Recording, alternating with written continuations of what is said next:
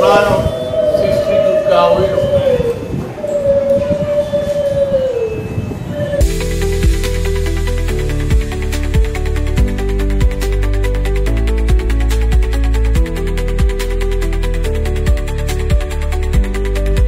দুর্গাবাড়ি তো সবাই মানুষ আসে, সবাই আমরাও আসতাম, এভাবে এসছি।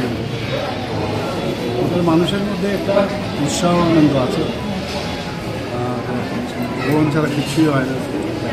আর দুর্গা পুজো তো বাঙালিদের জন্য, এখন তো শুধু আগে ভাবতাম বাঙালিরাই বুঝি দুর্গা পুজো। তার তো এই দুর্গাবাড়ির ইতিহাস তো সবাই জানে, মহারাজাদের আমল থেকে এখানে পুজো হয়, জাতি জনজাতির দুর্গা পুজো। এবং সবাই ভগবানের কাছে প্রার্থনা করে যেন সবাই সুস্থ থাকে, শান্তিতে থাকতে পারে এবং দুবেলা যেন খেয়ে থাকতে পারে মিনিমাম।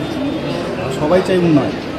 আমরাও আমাদের রাজ্য সরকার আমরা চেষ্টা করছি মানুষের মুখে হাসি ফোটানো, নানাভাবে চেষ্টা করছি বিভিন্ন উন্নয়নমূলক কাজ করা, যাদের ঘর নেই ঘর দেওয়া, যাদের বাড়িতে জল এখনও প্রায় 86% আমরা করেছি হচ্ছে জল যাতে বাড়ে, বাড়িতে গ্যাস নেই গ্যাসের ব্যবস্থা নিজে করে, স্বাস্থ্যের সমস্যা স্বাস্থ্যের ব্যবস্থা আমরা করেছি, প্রধানমন্ত্রীর জন্য আর যোজনা, মুখ্যমন্ত্রীর জন্য